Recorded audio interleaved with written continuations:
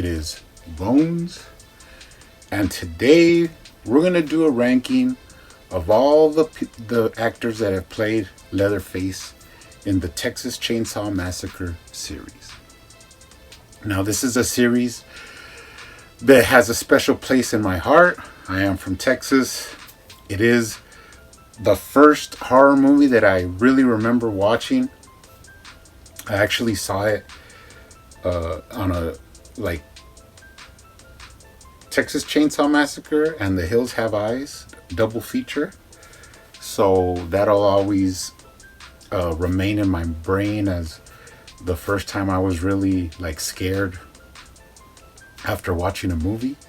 I think aside from Jaws, but Texas Chainsaw Massacre, a lot of people for a long time thought it was a real true story, especially because of the crawl at the beginning of the movie. But now, as everybody knows, this is more loosely based on Ed Gein, who was a serial killer. I think it was Wisconsin or something like that. He was more based on Ed Gein and Tobe Hooper's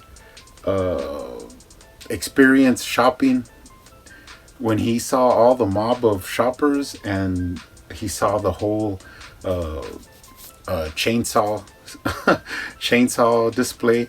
He thought, what if I just got this chainsaw and just started, taking people out? So that's where Tobe Hooper got his idea. And of course, he went from the original Texas Chainsaw Massacre all the way down to the more recent Leatherface release in the series. So we'll go ahead and start. First on the list for the ranking is the 2017 film Leatherface. Of course, this time it was Sam Strike as a not so obvious Leatherface. He didn't really have a lot to go with as the character Leatherface, so you only really get it towards the end of the film. But once he does take on the persona of Leatherface, there is some shots in the movie and stuff that remind you of the series, the stalking in the woods, and he does actually kill with the chainsaw. He eventually does put on a skin mask, so you get a little bit of it, but there's not enough to actually put him higher up on the list. But it was enjoyable nonetheless. Then at number 2, you have Texas Chainsaw Massacre: The Next Generation, also known as The Return of the Texas Chainsaw Massacre.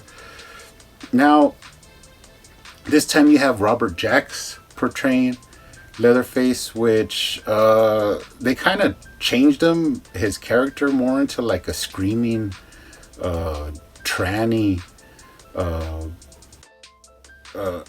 It delved more into that part of his psyche, where whatever face he puts on is how he acts.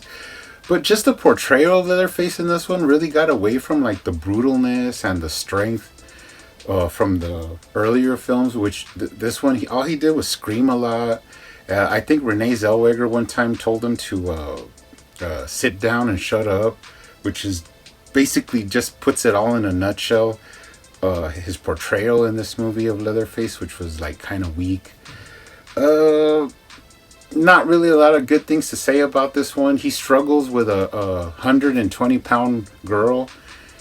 So that just tells you that he wasn't as strong as he was in the not like a hulking Leatherface. This guy was a little bit more soft, and although he does bring back some things like the dance at the end, with the chainsaw dance, but still one of the weaker portrayals of Leatherface.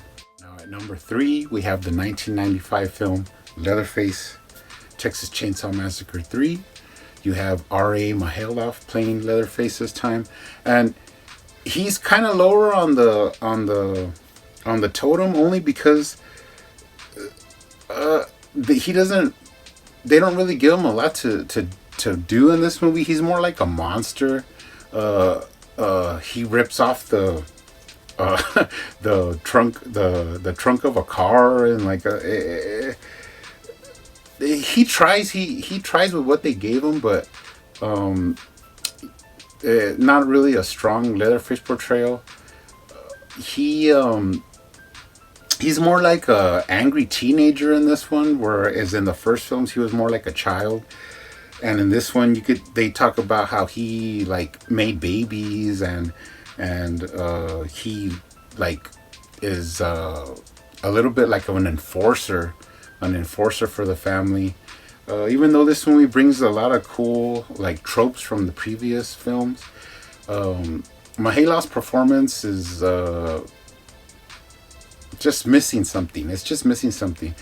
It's good, but you don't really get a lot of the inner psyche of Leatherface. You get more of he's just like I said, like a rabid dog for the family, enforcing their killing and stuff like that. At number 4, you have Andrew Bernowski. Now, he is an actor that's come out in different movies. I think The Program and some other ones. Real muscular guy. Of course, he's the only one that's actually played Leatherface twice, in the remake and also in the prequel to the remake, which was Texas Chainsaw: The Beginning. Although he has a hulking presence, you don't really get to see a lot of the psyche, the different psyches in this one. Like he doesn't really, you don't really see where he puts on a face and he takes the characteristics of the face that he's wearing. And this one, he's just pretty much, it doesn't matter what face he has on, he pretty much acts the same. Brutal killer. Now, he was pretty brutal in this one, and I'll give Bernowski that much. Beautifully shot films, actually, but not the strongest films. He does have some shots in the movies where you could just feel the seething anger and emotion inside Leatherface, that the way he's like shunned, and what forces him to be a killer, really. Pretty good portrayal, but like I said, it doesn't delve too much into like the mental part of Leatherface. This movie does take them back to being cannibals, which they had gotten away from, actually. Awesome two films that came out around the same time, but still not one of the better portrayals of Leatherface. Now, this one might be a surprise to a lot of people out there, but 2013's Texas Chainsaw 3D, you had Dan Yeager playing Leatherface. Now, he did get some help because he got some tips from the original actor that played Leatherface. And you could kind of tell in his movements, the way he walks and stalks the prey is a little bit more going back to the original Leatherface. In this one, you also don't get too much about the different masks, means the different attitude he has. It's pretty much he has whatever mask on, that's the way he acts, like a brutal killer. The killings in this movie were pretty brutal and devastating. He does get a lot of props for bringing back the feel of the brutality of the original Texas Chainsaw Massacre Leatherface. The one thing this movie does change a little bit is that they try to play like on being more sympathetic towards Leatherface and the family, is that they were like did wrong, even though they are cannibalistic killers. So it's kind of weird to feel empathy for these characters, but towards the end of the movie you start rooting for Leatherface, which was kind of weird. But it is what it is. It's pretty. Some people really like this movie, and they say that it's one of their favorites. But of course, you have the people that just say it's dumb and it doesn't make any sense. But Dan Yeager brought back the role with a lot of vigor in getting to play Leatherface, which you could see like in the behind the scenes videos and stuff like that. But Dan Yeager played a pretty good Leatherface. He's up there on the list. Now, there's not too many left. obvious choices. You have the 1986 Texas Chainsaw Massacre 2.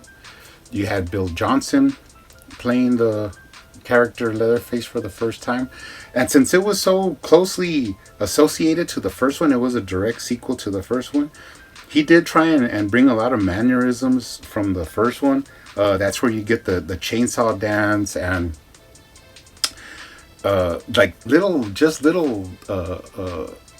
ticks and stuff like that came from the first Leatherface. In this one, he's still like a child. You know, the family treats him.